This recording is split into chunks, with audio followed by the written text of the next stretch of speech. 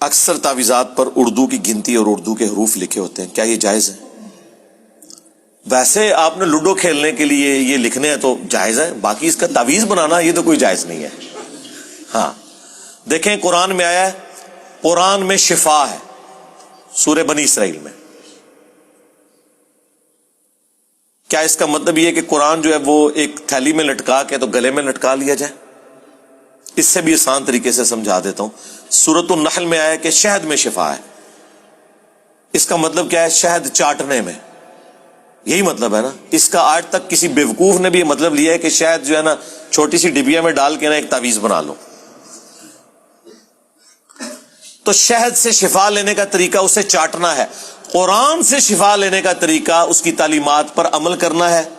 रूहानी बीमारियों की शिफा होगी, शिर्क से आपकी जान छूटेगी, और जिस्मानी बीमारियों की शिफा